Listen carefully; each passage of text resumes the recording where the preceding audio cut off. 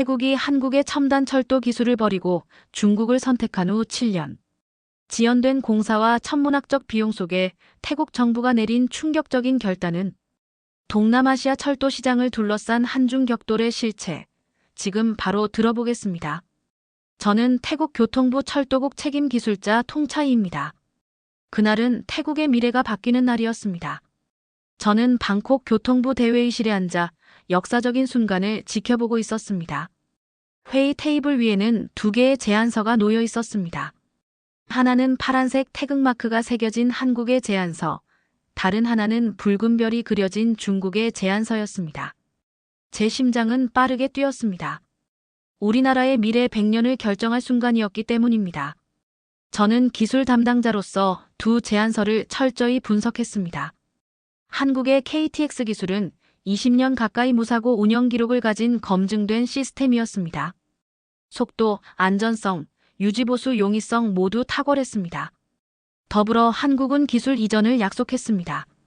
태국 엔지니어들이 직접 기술을 배우고 장차 자체 시스템을 개발할 수 있는 길을 열어주는 제안이었습니다. 반면 중국의 제안은 경제적 측면에서 매력적이었습니다. 총 사업비의 70%를 저리로 융자해주겠다는 파격적인 조건이었습니다. 건설 비용도 한국보다 30% 저렴했습니다.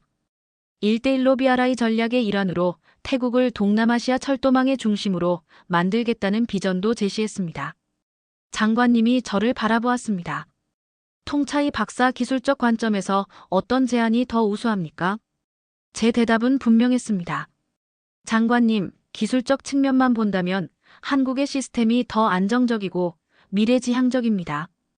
특히 기술 이전 부분이 중요합니다. 우리가 단순히 철도를 구매하는 것이 아니라 기술력을 배우는 것이기 때문입니다. 그러나 재무부 차관 탐농이 끼어들었습니다. 하지만 비용 차이가 너무 큽니다. 정부 재정 상황을 고려하면 중국의 제안이 훨씬 현실적입니다. 회의는 길어졌고 논쟁이 계속되었습니다. 저는 기술적 우수성을 강조했지만 정치적, 경제적 요소가 더 중요하게 작용하는 것을 느꼈습니다. 결국 태국 정부는 중국과 고속철도 협약을 체결했습니다. 서명식 날, 저는 뒷자리에서 그 모습을 지켜보았습니다. 환한 미소와 박수 속에서 저만 불안한 예감을 지울 수 없었습니다. 태국은 단기적인 비용 절감을 위해 장기적인 기술 독립성을 포기한 것이었습니다. 협약식이 끝난 후 한국 대표단의 박 부장님이 저에게 다가왔습니다. 그분의 눈에는 실망감이 역력했지만 목소리는 담담했습니다. 통차이 씨, 정치적 결정이라는 것이 항상 최선의 기술적 선택을 보장하지는 않습니다. 언젠가 우리가 다시 협력할 날이 오길 바랍니다. 그 말이 제 가슴에 오래 남았습니다. 당시에는 몰랐지만 그것은 예언과도 같은 말이었습니다. 태국이 중국과 함께 시작한 고속철도 여정이 얼마나 험난할지, 그리고 한국의 철도 기술이 세계적으로 얼마나 빛을 발할지 그때는 아무도 알지 못했습니다. 화려한 기공식 이후 현실은 기대와 달랐습니다. 저는 방콕 외곽의 고속철도 건설 현장에서 진척없는 공사를 지켜보며 깊은 한숨을 내쉬었습니다. 중국 기술자들과 태국 작업자들 사이의 소통 문제가 심각했습니다. 번역기를 들고 다니며 일하는 모습이 안타까웠습니다. 태국 중국 고속철도 1단계 구간인 방콕 나콜라 차시마 건설 현장은 혼란 그 자체였습니다. 도면과 실제 지형이 맞지 않아 공사가 중단되는 일이 반복되었습니다. 중국 측 설계팀은 태국의 지질 조건과 강우량을 제대로 고려하지 않은 채 본국의 표준 설계를 고집했습니다. 제 사무실 책상 위에는 설계 변경 요청서가 산더미처럼 쌓여 있었습니다. 10번째 설계 변경이 이루어지던 날, 저는 감독관 사무실에서 열린 긴급회의에 참석했습니다. 중국 측 책임자 왕 씨는 태국 기후에 맞는 재료 변경이 필요하다며 추가 예산을 요구했습니다. 기술적 문제만이 아니었습니다. 재정 문제도 심각했습니다. 당초 약속했던 중국의 자금 지원은 예상보다 적었고 태국 정부는 예상치 못한 추가 비용 부담에 시달렸습니다. 특히 토지 보상 비용이 초기 예상의 2배 이상 증가하면서 예산 부족 현상이 심화되었습니다. 회의실에서 나오며 제 머릿속에는 한국 대표단의 제안서가 떠올랐습니다. 한국의 제안에는 지반 조사부터 환경 영향 평가까지 모든 것이 세밀하게 계획되어 있었습니다. 특히 기억에 남는 것은 현지 기술자 양성 계획이었습니다. 한국은 태국 엔지니어 100명을 한국으로 보내 KTX 기술을 전수받게 하는 내용을 포함했었습니다. 공사 현장을 순찰하던 중 저는 태국 노동자들이 중국인 감독관의 지시를 기계적으로 따르는 모습을 보았습니다. 그들은 왜 그런 작업을 하는지, 어떤 기술적 의미가 있는지 전혀 이해하지 못한 채 일하고 있었습니다. 기술 이전은커녕 단순 노동력으로 전락한 것이었습니다. 프로젝트 상황 보고서를 작성하면서 저는 의미 있는 진전이 없음을 인정할 수밖에 없었습니다. 6개월 지연된 공사 일정, 20억 바트의 추가 비용 발생, 그리고 여전히 해결되지 않은 기술적 문제들. 보고서를 제출하고 돌아오는 길에 신문 가판대에서 눈에 띄는 헤드라인을 보았습니다. 우즈베키스탄, 한국 KTX 기술 도입 성공적. 현지 기술자 양성 프로그램 호평. 가슴 한편이 아려왔습니다. 다른 나라들은 한국과 협력하여 철도 기술을 발전시키는 동안 우리는 기약 없는 공사와 늘어가는 비용에 시달리고 있었습니다. 사무실로 돌아와 창밖을 바라보며 생각했습니다. 과연 우리의 선택은 옳았던 것일까? 건설 현장에서 다시 한번 중국 측과의 긴급 회의가 소집되었습니다.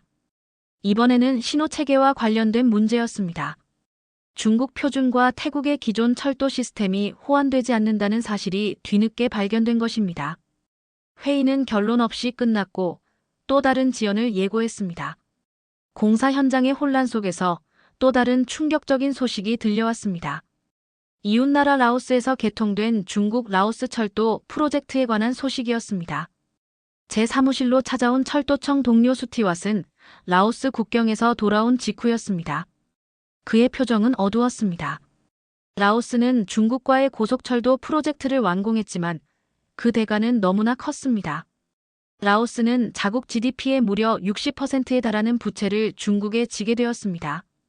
더 심각한 것은 상환 능력 부족으로 철도 운영권과 주변 토지, 개발권까지 중국에 넘기는 상황이 발생했다는 점이었습니다. 수티왓이 가져온 보고서를 읽으며 등골이 오싹해졌습니다. 라오스의 사례는 우리 태국의 미래를 보는 것 같았습니다. 특히 눈길을 끈 것은 라오스 현지 기술자들의 역할이었습니다. 그들은 고속철도 운영의 필수적인 기술을 익히지 못한 채 단순 지원 인력으로 배치되었을 뿐이었습니다. 핵심 기술과 운영 시스템은 모두 중국 기술자들이 장악하고 있었습니다. 이 보고서를 바탕으로 저는 태국 교통부의 내부 검토 보고서를 작성했습니다. 라오스의 교훈 태국은 같은 길을 가고 있는가? 보고서에서 저는 기술 의존성의 위험과 장기적인 경제적 영향을 경고했습니다. 그러나 정부 고위층에서는 우리 상황은 다르다며 일축했습니다. 소문은 빠르게 퍼졌습니다. 태국 언론에서도 라오스의 사례를 인용하며 태국 중국 고속철도 프로젝트에 대한 우려를 제기하기 시작했습니다. 국민들 사이에서도 불안감이 고조되었습니다. 한편 세계 철도 시장에서는 다른 움직임이 있었습니다. 국제철도 컨퍼런스가 싱가포르에서 열렸고 저는 태국 대표단의 일원으로 참석했습니다. 그곳에서 한국의 철도 기술 전시관을 방문했을 때 놀라운 발전을 목격했습니다. 한국은 이미 KTX 기술을 바탕으로 우즈베키스탄, 터키에 성공적으로 고속철도 시스템을 수출했습니다. 더욱 인상적인 것은 무가선 트램 기술이었습니다. 배터리만으로 운행되는 이 환경 친화적 기술은 유럽 시장에서도 큰 주목을 받고 있었습니다. 한국 전시관에서 만난 박 부장은 이제 한국철도시설공단의 해외사업부 이사로 승진해 있었습니다. 그는 저를 알아보고 반갑게 맞아주었습니다. 전시관을 둘러보며 박 이사는 한국의 최신 철도 기술을 설명해 주었습니다. 특히 스마트 철도 관제 시스템은 인공지능을 활용해 운행 효율성과 안전성을 획기적으로 향상시킨 기술이었습니다.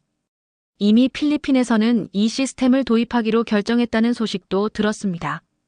컨퍼런스에서 돌아온 후 제 마음은 더욱 무거워졌습니다. 태국의 고속철도 프로젝트는 여전히 제자리 걸음이었습니다.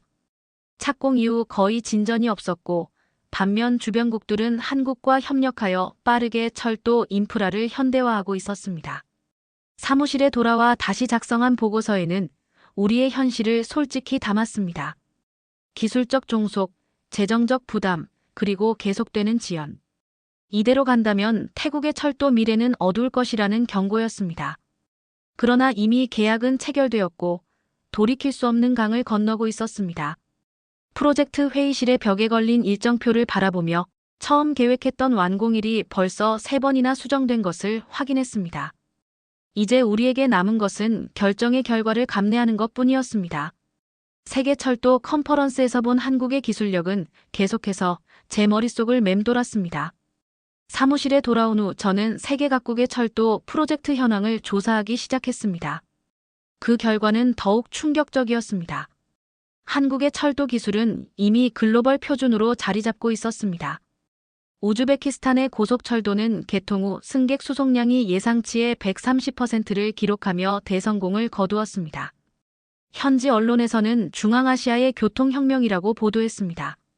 더욱 인상적인 것은 우즈베키스탄 엔지니어들이 이미 한국에서 기술 연수를 마치고 자체적으로 시스템을 운영하고 있다는 점이었습니다. 유럽에서도 한국의 무가선 트램이 큰 성공을 거두고 있었습니다.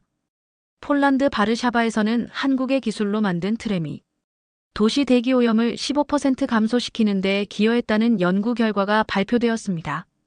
환경 친화적이면서도 효율적인 한국의 철도 기술은 유럽 녹색 성장 정책과 완벽하게 맞아떨어졌습니다. 그리고 가장 충격적인 소식은 동남아시아에서 들려왔습니다. 필리핀 마닐라는 한국과 경전철 4호선 사업 계약을 체결했고 인도네시아 자카르타는 한국의 스마트 철도 관제 시스템을 도입하기로 결정했습니다.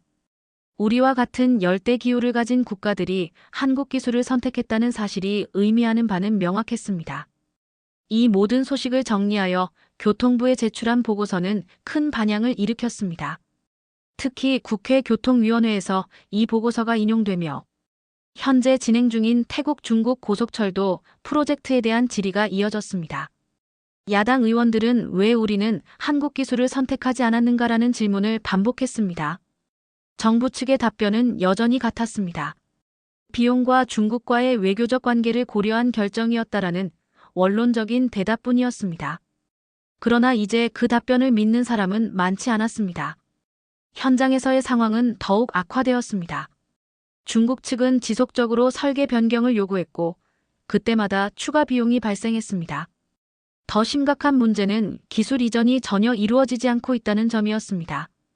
태국 기술자들은 여전히 보조 역할에 그쳤고 핵심 기술은 모두 중국 기술자들의 손에 달려 있었습니다.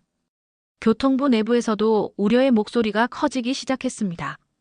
몇몇 고위 관료들은 비공식적으로 한국 기술을 다시 검토해 보아야 한다는 의견을 내놓았습니다. 특히 도시철도와 남부선 철도 개발 계획에 있어서는 새로운 접근이 필요하다는 공감대가 형성되었습니다. 그러던 중 태국 국영 TV에서 특별 다큐멘터리가 방영되었습니다. 세계를 달리는 한국 철도라는 제목의 이 프로그램은 한국 철도 기술의 세계적 성공 사례를 상세히 소개했습니다. 특히 한국이 개발도상국들에게 제공하는 기술 이전 프로그램이 큰 주목을 받았습니다. 방송 이후 여론은 급격히 변화했습니다. 각종 칼럼에서는 태국 중국 고속철도 프로젝트의 문제점을 지적하는 글이 쏟아졌습니다. 교통부 회의실에서 열린 긴급 간부회의에서 장관은 처음으로 공개적인 우려를 표명했습니다. 현재 상황이 지속된다면 계획을 재검토해야 할 수도 있다는 발언은 태국 철도 정책의 변화 가능성을 시사했습니다. 그날 저녁 사무실을 나서는 길에 창밖으로 건설이 지연된 고속철도 부지를 바라보았습니다. 아직 기초공사만 진행된 채 방치된 모습이 태국의 현실을 상징하는 것 같았습니다. 그러나 동시에 변화의 가능성도 느껴졌습니다. 아직 늦지 않았습니다. 태국은 여전히 올바른 선택을 할 기회가 있었습니다. 세계 철도 시장에서 한국의 성공 소식이 들려오는 동안 태국 중국 고속철도 프로젝트는 점점 더 깊은 수렁에 빠져들고 있었습니다. 방콕 나콜라 차시마 구간 공사 현장에서 저는 점점 심각해지는 현실을 목격하고 있었습니다. 중국 기술자들이 현장을 완전히 장악했습니다. 태국 인력들은 단순 노동자 역할에 그쳤고 핵심 기술과 의사결정은 모두 중국 측에 의해 이루어졌습니다. 기술 이전은 전혀 이루어지지 않았습니다. 이는 단순한 일시적 현상이 아니라 앞으로도 계속될 구조적인 문제였습니다. 교통부 내부 회의에서 한 엔지니어가 불편한 진실을 지적했습니다. 완공 후에도 신호 시스템, 차량 유지 보수, 운영 소프트웨어까지 모두 중국에 의존해야 하는 상황이었습니다. 계약서의 세부 조항에는 이러한 기술 의존성이 최소 30년간 지속되도록 명시되어 있었습니다. 더 심각한 것은 비용 문제였습니다. 당초 계약에는 운영 단계에서의 유지 보수와 기술 지원 비용이 명확히 규정되어 있지 않았습니다. 이는 향후 중국 측이 원하는 대로 비용을 책정할 수 있음을 의미했습니다. 철도청 예산팀의 분석에 따르면 이러한 불확실성으로 인해 운영 비용이 초기 예상의 3배까지 증가할 수 있었습니다. 그럼에도 불구하고 태국 정부의 입장은 확고했습니다. 이미 투입된 막대한 비용과 중국과의 외교적 관계를 고려할 때 계약을 번복하거나 방향을 전환하는 것은 불가능하다는 것이었습니다. 총리는 공식 석상에서 태국, 중국, 고속철도는 양국의 우호 관계를 상징하는 프로젝트로 계획대로 진행될 것이라고 강조했습니다. 민간에서는 다른 목소리가 있었습니다. 태국 상공회의소는 고속철도 프로젝트의 경제성 재검토를 촉구하는 성명을 발표했고, 일부 학계에서는 기술 종속의 위험성을 경고하는 연구 결과를 내놓았습니다. 그러나 이러한 우려는 정책 결정에 큰 영향을 미치지 못했습니다. 그러던 중 충격적인 소식이 들려왔습니다. 라오스 정부가 중국 라오스 철도 운영 과정에서 심각한 재정적 어려움을 겪고 있다는 내용이었습니다. 개통 이후 예상했던 수익의 절반도 달성하지 못한 상황에서 라오스는 고금리 대출 상환에 어려움을 겪고 있었습니다. 더 심각한 것은 운영과 유지보수 비용이 당초 예상의 2배 이상 증가했다는 점이었습니다. 이 소식은 태국 내에서도 파문을 일으켰습니다. 일부 언론은 라오스의 함정, 태국의 미래인가? 라는 제목의 기사를 통해 우려를 표명했습니다. 국회에서도 야당 의원들이 중국 의존도 심화에 대한 질의를 이어갔습니다. 그러나 정부의 공식 입장은 변하지 않았습니다. 교통부 장관은 기자회견에서 우리의 상황은 라오스와 다르다며 태국은 충분한 경제력과 기술력을 갖추고 있어 상호 호혜적인 협력이 가능하다고 강조했습니다. 현실은 달랐습니다. 프로젝트가 진행될수록 태국의 기술적, 재정적 종속은 더욱 심화되었습니다. 공사 현장에서 중국 기술자들의 결정은 거의 절대적이었고 태국 측의 의견은 부차적으로 취급되었습니다. 심지어 일부 기술 문서는 중국어로만 작성되어 태국 엔지니어들이 내용을 정확히 파악하기 어려웠습니다. 이런 상황에서도 정부는 공식적으로는 낙관적인 전망을 유지했습니다. 그러나 교통부 내부에서는 조금씩 현실을 인정하는 목소리가 나오기 시작했습니다. 한 고위 관료는 비공식적인 자리에서 우리는 기술적 독립성을 충분히 고려하지 않았다며 안타까움을 표했습니다. 이런 가운데 태국 엔지니어들 사이에서는 한국의 철도 기술에 대한 관심이 조용히 커져갔습니다. 특히 젊은 기술자들은 한국의 성공 사례를 연구하며 우리가 선택했어야 할 길이라는 인식을 공유하기 시작했습니다. 그러나 그것은 이미 지나간 기회에 대한 후회에 불과했습니다. 태국은 이미 중국과의 고속철도 협력을 통해 미래를 선택했고 그 길에서 돌아설 수 없었습니다. 남은 것은 주어진 상황에서 최선을 다하는 것뿐이었습니다. 태국이 중국과의 고속철도 프로젝트에서 어려움을 겪는 동안 세계 철도 시장에서는 놀라운 변화가 일어나고 있었습니다. 한국의 철도 기술이 전 세계적으로 인정받으며 빠르게 확산되고 있었습니다. 이러한 소식은 저와 같은 태국 철도 엔지니어들에게 더욱 쓸쓸한 현실을 깨닫게 했습니다. 싱가포르에서 열린 아시아 교통혁신 포럼에 태국 대표단의 일원으로 참석한 저는 세계 철도 시장의 흐름을 직접 확인할 수 있었습니다. 한국 기업들이 전시한 최신 철도 기술은 혁신적이었습니다. 특히 인공지능을 활용한 스마트 철도 관제 시스템과 무가선 트램 기술은 참석자들의 큰 주목을 받았습니다.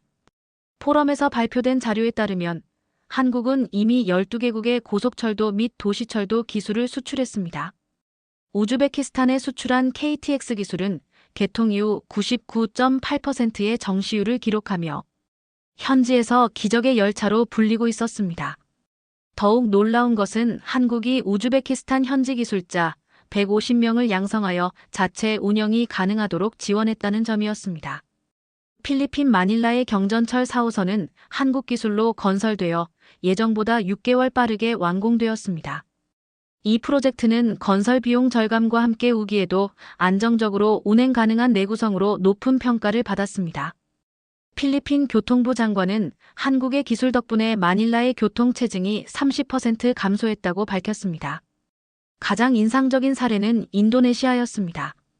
자카르타 반둥 구간에 도입된 한국의 철도 기술은 태국과 유사한 열대기후에서도 탁월한 성능을 발휘하고 있었습니다.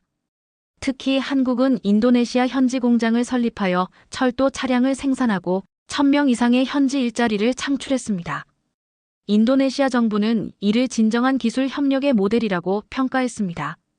포럼에서 만난 인도네시아 철도청 관계자는 저에게 의미심장한 말을 했습니다.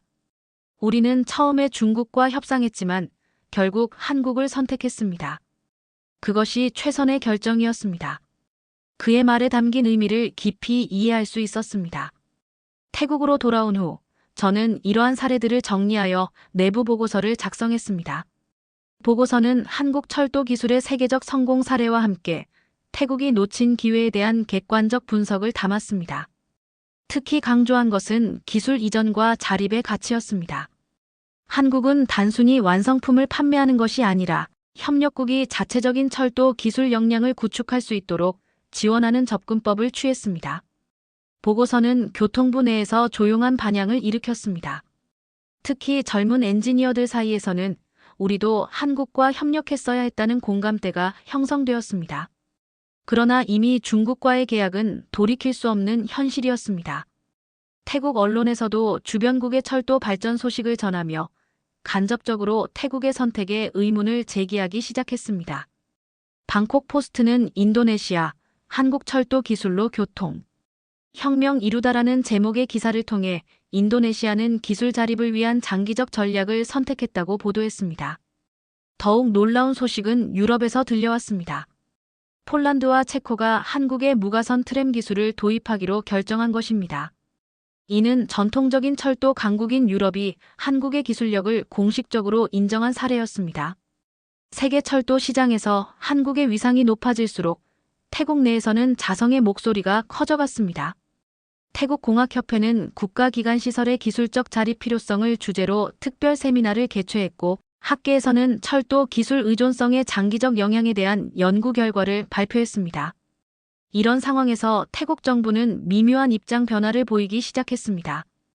교통부 장관은 국회 답변에서 현재 진행 중인 중국과의 프로젝트는 계속 추진하되 향후 철도 사업에서는 다양한 국가와의 협력 가능성을 검토할 것이라고 언급했습니다. 이는 사실상 중국 일변도 정책에서의 소극적 변화를 시사하는 것이었습니다. 그러나 이러한 변화가 태국 철도의 현실을 바꾸기에는 너무 늦었다는 인식이 지배적이었습니다. 우리가 놓친 기회는 이미 돌아오지 않을 것이었습니다. 세계 각국이 한국의 철도 기술을 적극적으로 도입하는 소식이 계속해서 들려오는 가운데 태국 내부에서는 변화의 조짐이 나타나기 시작했습니다. 태국 중국 고속철도 프로젝트의 지연과 문제점이 누적되면서 정부와 업계 모두 기술적 자립과 장기적 관점의 중요성을 뒤늦게 인식하기 시작한 것입니다. 방콕에서 열린 철도 기술과 국가 발전이라는 주제의 국제 컨퍼런스는 태국의 인식 변화를 분명히 보여주는 자리였습니다. 이 자리에는 한국철도기술연구원의 전문가들도 초청되었고 그들이 발표한 철도 기술 자립과 경제 발전의 상관관계 연구는 참석자들에게 깊은 인상을 남겼습니다. 교통부 장관은 컨퍼런스 개회사에서 처음으로 공개적인 인정을 했습니다.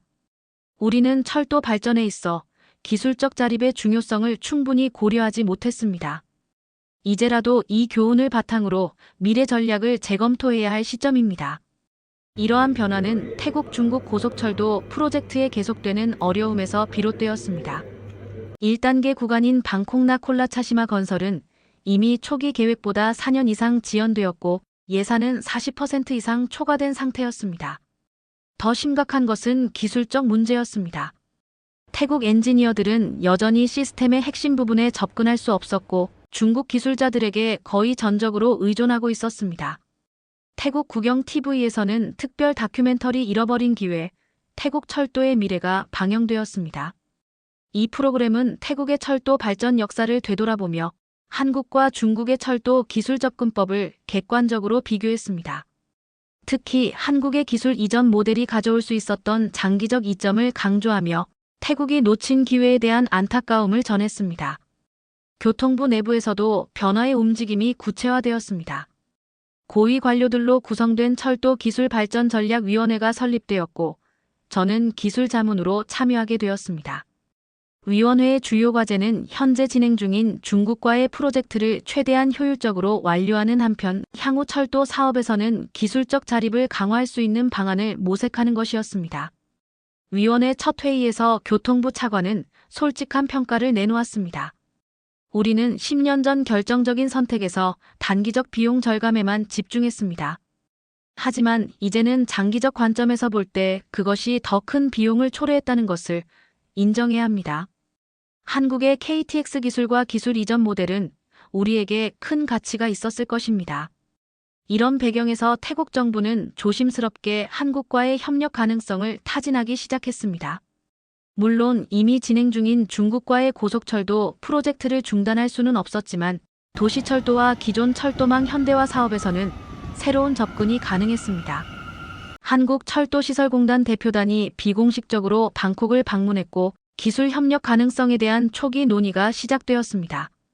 한국 측은 태국의 상황을 이해하고 맞춤형 협력 모델을 제안했습니다. 특히 도시교통 체증 해소를 위한 무가선 트램 기술과 기존 철도망의 스마트화에 초점을 맞춘 제안이었습니다. 그러나 이러한 움직임은 중국 측의 경계를 불러일으켰습니다. 중국 대사관은 태국 정부의 기존 협약의 성실한 이행을 촉구하는 공식 서한을 보냈고 일부 경제 협력 프로젝트에서 지연 조짐이 나타나기 시작했습니다. 이는 태국이 직면한 어려운 현실을 다시 한번 상기시켰습니다. 태국 총리는 국가안보회의에서 중요한 발언을 했습니다. 우리는 모든 국제 협약을 존중하고 이행할 것입니다. 그러나 동시에 국가의 장기적 이익과 기술적 자립을 추구하는 것 역시 정부의 의무입니다. 우리는 이 두 가지 목표 사이에서 균형을 찾아야 합니다. 이제 태국은 과거의 선택에서 배운 교훈을 토대로 미래를 위한 새로운 길을 모색하고 있었습니다. 그것은 쉽지 않은 여정이었지만 적어도 우리는 더 이상 같은 실수를 반복하지 않기로 결심했습니다. 놓친 기회에 대한 후회는 이제 새로운 가능성을 향한 열망으로 바뀌고 있었습니다. 교통부 회의실을 나오며 한국 대표단의 마지막 인사가 귓가에 맴돌았습니다. 태국의 도시철도와 기존 철도망 현대화에 대한 초기 논의였지만 이미 많은 것이 늦어버렸다는 사실이 제 가슴을 무겁게 누르고 있었습니다. 사무실로 돌아와 창밖을 바라보니 예정보다 5년이나 지연된 태국 중국 고속철도 공사 현장이 보였습니다. 초기 예산에 거의 2배를 쏟아부었지만 아직도 완공 시기는 불투명했습니다. 더 심각한 문제는 기술적 종속이었습니다. 태국 엔지니어들은 여전히 핵심 기술에 접근할 수 없었고 단순 노동력으로 전락해 있었습니다. 책상 위에는 최근 받은 국제철도 저널이 놓여 있었습니다. 표지에는 한국 철도 기술의 세계적 성공이라는 제목과 함께 필리핀 마닐라의 새 경전철 사진이 실려 있었습니다. 기사를 펼치자 익숙한 얼굴이 보였습니다. 박 부장, 아니 이제는 박 이사가 된 그는 필리핀 철도청 관계자들과 환하게 웃고 있었습니다. 기사 내용은 더욱 가슴 아프게 했습니다. 필리핀은 한국의 기술 이전 프로그램을 통해 이미 200명의 현지 엔지니어를 양성했고 일부 부품은 현지에서 생산하기 시작했다는 내용이었습니다. 마닐라 경전철은 단순한 교통수단이 아니라 필리핀의 기술적 도약이라는 필리핀 교통부 장관의 인터뷰가 눈에 들어왔습니다. 또 다른 기사는 인도네시아의 사례를 다루고 있었습니다. 자카르타 반둥 구간에 도입된 한국의 철도 기술은 태국과 유사한 열대기후에서도 탁월한 성능을 발휘하고 있었습니다. 더욱이 인도네시아는 한국과 공동으로 철도기술 연구센터를 설립하여 자체 기술력 개발에 박차를 가하고 있었습니다. 창밖에서 들려오는 공사 소음에 고개를 돌리니 중국인 감독관이 태국 작업자들에게 지시하는 모습이 보였습니다. 그들 사이에는 여전히 통역사가 필요했고 태국 작업자들은 왜 그런 작업을 하는지도 모른 채 지시에 따르고 있었습니다. 제 책상 서랍에서 10년 전 한국이 제안했던 철도 계획서를 꺼내보았습니다. 그 안에는 태국 엔지니어 300명을 한국으로 보내 집중 교육을 제공하고 기술 이전을 통해 5년 내에 태국이 자체적으로 시스템을 운영할 수 있도록 하는 계획이 상세히 기술되어 있었습니다. 그 계획대로였다면 지금쯤 태국은 동남아시아의 철도 기술 허브로 성장했을지도 모릅니다. 다음 날 아침 교통부 장관의 긴급 소집 회의가 있었습니다. 회의 주제는 철도 기술 자립 방안이었습니다. 너무 늦은 깨달음이었지만 적어도 우리는 이제 올바른 방향을 모색하기 시작했습니다. 장관은 심각한 표정으로 말했습니다. 우리는 단기적 비용 절감에 집중하다가 장기적 기술 자립의 가치를 간과했습니다. 이제라도 이 문제를 바로 잡아야 합니다. 회의에서 저는 한국과의 제한적 협력 가능성을 조심스럽게 제안했습니다. 이미 중국과의 고속철도 계약은 돌이킬 수 없지만 도시철도와 기존 철도망 현대화에서는 새로운 접근이 가능하다는 내용이었습니다. 가슴 아픈 진실은 우리가 10년 전 한국을 선택했다면 지금쯤 태국은 자체 기술력을 갖춘 철도 강국으로 발돋움하고 있었을 것이라는 점입니다. 그러나 역사에 만약이란 없습니다. 우리에게 남은 것은 과거의 교훈을 바탕으로 더 나은 미래를 위해 노력하는 것뿐입니다. 사무실로 돌아오는 길에 한국 철도 전문가들이 태국을 방문한다는 소식을 들었습니다. 비록 많은 것이 늦어버렸지만 태국의 철도 미래를 위한 새로운 가능성이 열리고 있는 것 같았습니다. 늦었다고 생각할 때가 가장 빠른 때라는 말이 떠올랐습니다. 태국 철도의 진정한 발전은 이제부터 시작될 것입니다. 오늘 사연은 여기까지입니다. 한국 철도 기술 거부하고 중국을 택한 태국의 이야기 어떠셨나요? 여러분의 의견을 댓글로 남겨주세요. 지금까지 감동 스팟에서 사연 전해드렸습니다. 사연이 마음에 드셨다면 좋아요와 구독 부탁드립니다. 시청해주셔서 감사합니다.